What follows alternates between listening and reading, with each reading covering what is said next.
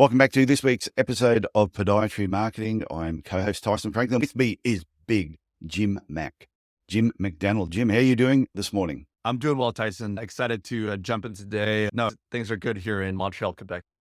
Yes, the world is almost back to normal. I'm loving it. So, and I know people are listening to this, their businesses are starting to boom. Everything's getting back to normal. Everything's great. So what are we talking about today? Yeah, so today we're going to talk about, I think previously we talked a little bit about finding the right marketing plan or working different options as far as which marketers to work with, whether it's a consultant, a bigger podiatry marketing company. But today we're going to get a little bit more into the weeds and really talk about what you're vetting people, like what are specific questions or what things should you ask for just jumping in and signing a contract or deciding to work with different providers. Yeah, I told you that story when I went to a breakfast meeting and this guy turns up on a skateboard because that's how you turn up to breakfast meetings. I'd left my skateboard at home and I chose to drive that day. He rocks in, I'm checking him out, t-shirt on, baggy pants. And then I said to him, what do you do? He said, I do Google ads. I do a lot of online advertising with people. Okay. So as I grilled him just a little bit more, he eventually turned to me and said, just so you know, I really don't know what I'm doing, but I'm learning. So he was taking money from people, no idea what to do, spending it in places, reading books. So he was learning on somebody else's coin. And I think just a couple of really simple questions would have showed him up that he had no idea what he was doing. I don't know how he got away with it. Yeah, I think you bring up a good point there is that one of the first steps is to understand like who else the person has worked with in the past, whether calling up for specific references or at least looking at the company or the consultant's website. So they have links back and they're behind the work they're doing. Because if they're doing a bunch of different things, they don't know podiatry. Heard that a lot in the past as well. So I was working with this local marketer. They're like a friend of a friend, and a nice thing about podiatry. Those are different types of time commitment. Oh, it might be nice to work with a friend of a friend. Is it worth that extra 5 hours a week to teach them about what plantar fascia you do bunion Yeah. surgery? So there's different ways about doing it, but diving into some of these questions and starting off with understanding the references and who they were in the past is a good way to start off with things. Well, no, any sales rep that used to just turn up at my clinic without me asking them to come in and they'd sit down. My first question I asked them was, tell me what you know about podiatry. Mm-hmm. And it was surprising how many sales reps went. Some of them knew it had something to do with feet. And they go, oh, you look after old people nails and hard skin. And I'm like, see the door? There's the door over there. Get out.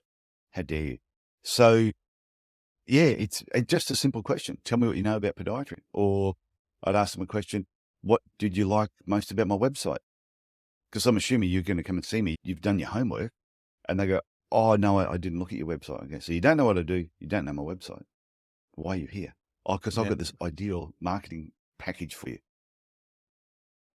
So it's almost laughable sometimes. Yeah, I think there has to be a certain amount of due diligence that people have to go into that initial like contact point with those people, right? If they have just cold called you out of the blue and you're with them, right? It's probably not the ideal situation. It's trying to find time to meet and to, like you said, dive into understanding what they already know. Cause like they don't know everything about your clinic, but they need to at least have a general sense of what does your current website look like, at least a surface level of what you're currently doing, but just to like start off a relationship. Cause if someone's cold call blue, it could be like, I've had it happen to some of just telling lies, right? We had this click and they didn't like podiatry growth. So they went with, I've had 2 or 3 clients in my entire, like professional life. It'd be nice to have them on my roster. So no one's left, but you have to be wary of some of these, like, I'd say tactics with those references, their past work. And then it's not only like, it's not, part of it too, is that you're going to have to spend time bringing these people up to speed, whether it's someone who does a lot of podiatry or does none, right? There's going to be a range amount of time you have to spend with someone and just because someone does podiatry doesn't necessarily understand what you need or what you want as well. And I think that like the second point that is really important to bring up is that like at least the first conversation, if not multiple conversations, should be really about you and your practice and what you want more than just here's this like portfolio of all these things we're going to do for you. Cause I think that'd be easy jump for a lot of like marketing companies or 80s or even sometimes consultants is let's just jump into I'll just tell you exactly what you need right away. And it should be more of a consultative, like a listening session where they should be listening to what you need and understanding what you really want to get out of your practice so they can help at least create something individualized. Is this a problem probably especially on the online world, if people are looking at Google and Facebook advertising and they approach a company to help them do that, is really they're only talking to somebody over a phone. Maybe they might have a Zoom call, but they really, like, they could be sitting in an office with, look, the office looks fantastic, but then on the outside of that office, there could be in a shed somewhere, nothing. It's facade. How can people, are there certain questions that you would ask somebody if they were an online company, or maybe you've sourced them out, you're searching for somebody? Are there certain questions that you would ask? I mean, yeah, I would definitely ask. First, I would start, like I said, though, is like just making sure they're asking you what you want and what you're trying to do with your practice. If they're just jumping into prescriptive methods about how they're going to get you 50 new patients that month, or like if they're just jumping into like results and all the things they're going to do for you, that's a bit of a red flag in my mind. They really need to be listeners first and foremost. I think the next step is generally for me to listen and then coming back to you with at least things.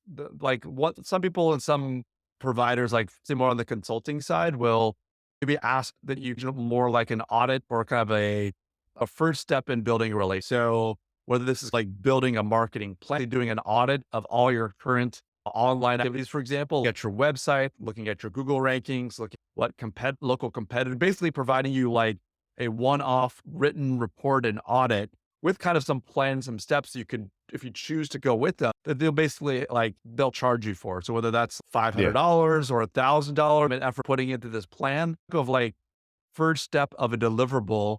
So you can see if this is testing the relationship. Is this person that do they do good? Do you have them to go by before you just either sign a $3,000 to $5,000 a month for the next year? I think that is the next thing, is to understand.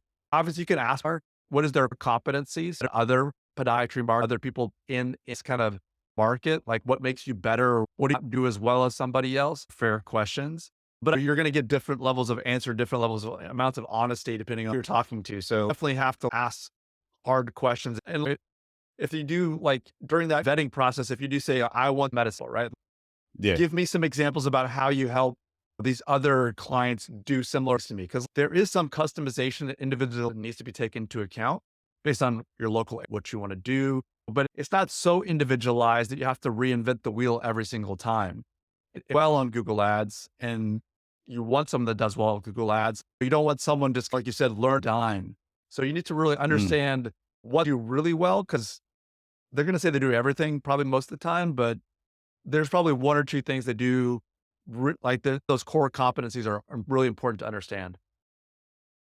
Yeah, but it's no different. I know I'd also, if I was talking to them, ask, have you got some clients that you've worked with that are very similar to my business that I could ring up and to give me their opinion? And I think it's no different, like I said off air before, about coaching. If somebody approached me and said, what are your strengths in coaching? I would tell them what my strengths are, what makes me better than everybody else. I would tell them exactly why I think I am a better, say, business coach or mentor for certain podiatrists. But it's the same thing. Before I take anyone on, we normally have a Zoom meeting, just like you and I are doing here. And I ask them questions about their business, and I take down a lot of notes. And before I even had that meeting, I've checked out their website. I've done a lot of homework. So I have a fair idea whether I think I'm going to be able to work with them or not before we even have the meeting, because I've really studied them. Then the meeting is just, do we like each other? And are we a good fit? And I think you should do exactly the same thing with anyone that you're handing money over to. You need to know that they know what they're doing.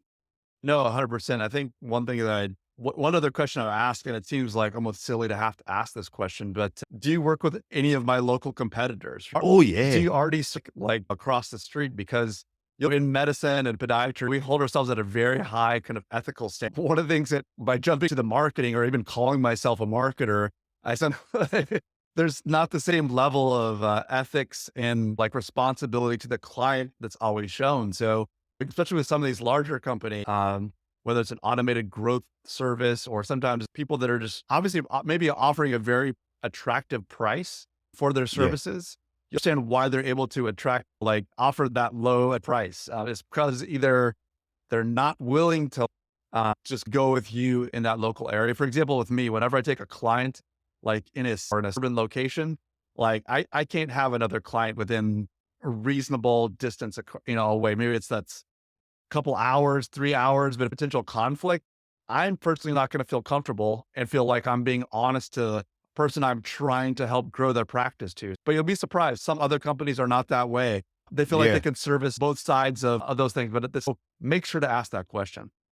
The one last when it comes to coaching, that's why I go and check out where they are. And if they're in this as a coaching client I already have, I don't do it. I say I can't coach two people in the same area. So it's just a conflict. If they're in a group situation, that's different because they know each other and that's how they ended up in the group.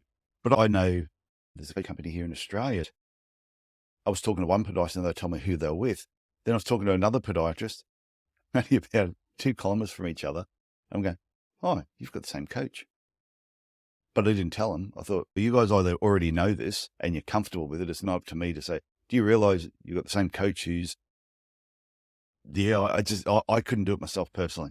I just would feel uncomfortable. But I know marketing people do that probably all the time because they may not think there is a conflict. Yeah. But if I got a marketing person, I'd want to know.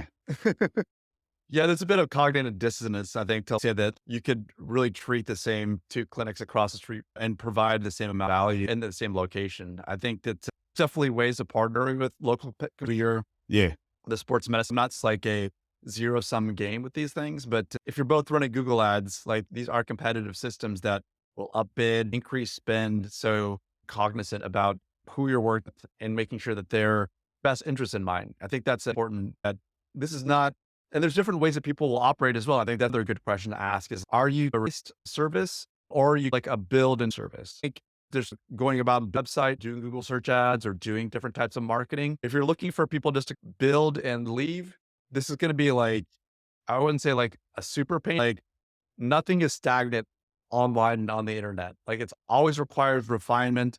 Having someone that you can trust over the long relationship is because they're not only like a website builder, right? This is someone that's really helping you plan like a strategy for your marketing online for a long term because you're busy in your practice. You don't have time to say, is it like TikTok or Facebook or Instagram that be at ideal clients at time to do that in your own practice? God bless you. That's awesome. Good for you. To have someone that has their finger on the pulse as far as where technology is going, where the trends are, where your ideal patient's hanging out, and someone you can be held accountable as a trusted partner in this process. Is it going to be a little bit more expensive? Absolutely. But that peace of mind and that time, you not having to keep your eye on that ball at all times is a huge kind of value add that when you see someone as the website builder, you may not, it doesn't seem, but if you see someone as like your marketer or the person you rely on and trust to help you grow your clinic is a really important aspect of this. So if somebody hasn't much advertising before, is there one to go, yes, that these are the 2 or 3 top questions you should ask anybody, whether it's online, whether it's offline marketing, anything in general? I think when it comes to like different types of advertising and pay campaigns, it really to be targeted not only to your location, but to your strengths. If they're really pushing, I'd say cookie cutter or vanilla type advertisements, like we're going to do this heel camp, we're going to do this, and it doesn't align with what you actually had told them about what you want to do. those kind of malalignments, I think, are you might just, some people I think are so exasperated that they don't know what to do. They're just like, they almost give into the process once they get on these falls, right? I know in digital marketing, so I'm going to do whatever this person says. It has to be more, both people have to give in this process. Otherwise, like it sets up an opportunity for kind of a alignment of not only incentives, but also for expectations. Because if you said multiple times during your talk with them, they're like, sports medicine and orthotics are important. These things are up to you. And then like anywhere at the end of the call, middle of the call, they say, hey, let's do some Google ads about let's do it about heel surgery or fractures or emergent podiatry. And you did not net one iota during the conversation. Like those are the things I think are more important to having these active conversations or these active kind of like discussions about things like showing up and saying, give me the digital marketing package and expect like you to be happy. And for this. Yeah, I remember Yeah, because I've dealt with so many marketing reps, mostly old school radio, TV, newspaper back in the day. And moving on to the online world, just the different reps that sell you and others that they're just trying to sell a product. And I had some really good and bad experiences. And with some people that I thought I knew them well and I liked them and I trusted them and I was like almost like a friend. And then you find out afterwards that you were just another person. And you can just tell by their acts. I really think the marketing person that's going to help you, like you said, they're asking you questions. They really want to help. And the difference between that and someone who's just trying to sell a product. It's no different to a podiatrist trying to flog a pair of orthotics off to a patient that doesn't need them, and the podiatrist who is genuinely trying to explain the benefit of an orthotic and why they need them. And I think patients pick up on that. 100%. Like that's the exact same point I was going to make. I was going to say, it's like when you pick up a chart and your nurse took some notes, right? Like maybe it says like patients had feel pain for 2, has done this, that, and that. And if you diagnose that patient from that nurse's note, you walk in, you tell them exactly what they need. You don't listen to them. You have the treatment plans in your mind, and you're just not even, you're talking to that patient, right? Talking with that patient.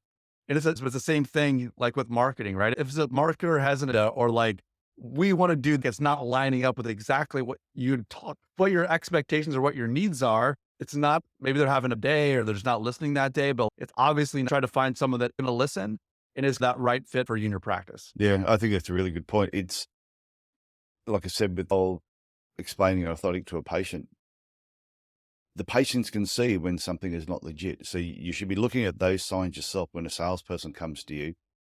Is ask them, I think, ask enough questions to make them uncomfortable.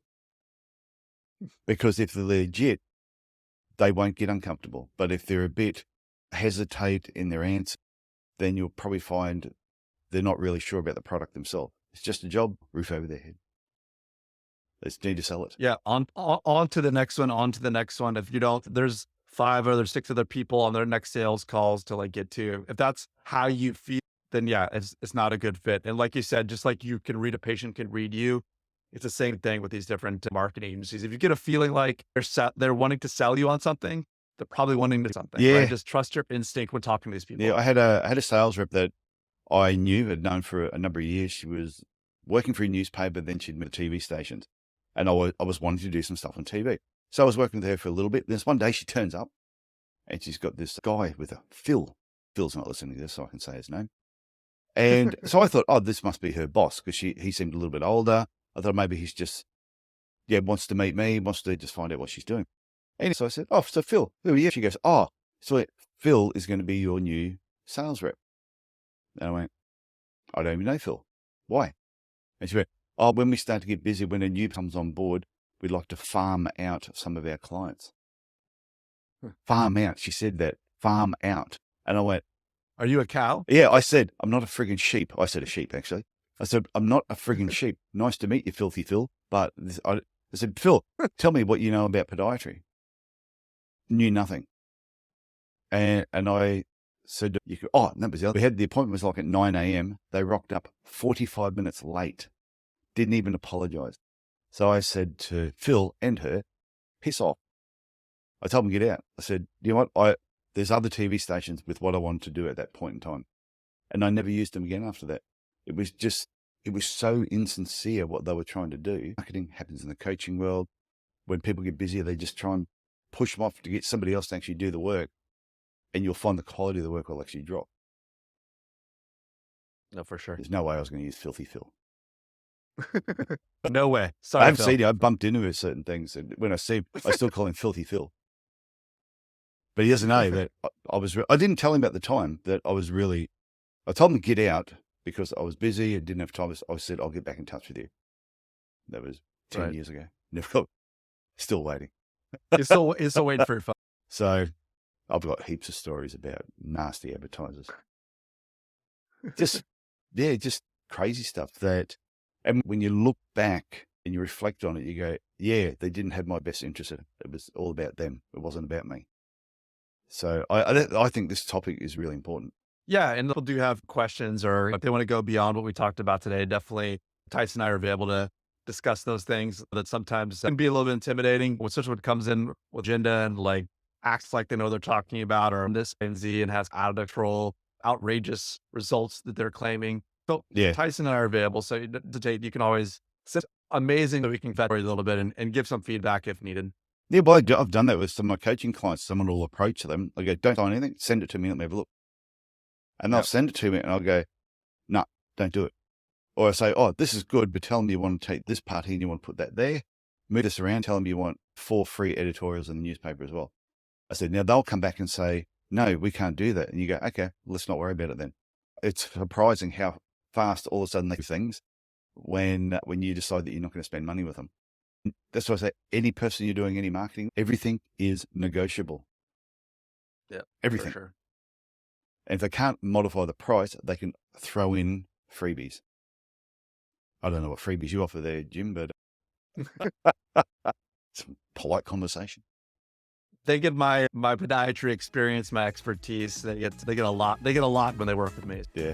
Okay, do you got anything else to cover on this particular topic, or are you done? No, like I said, just make sure that they're listening to you.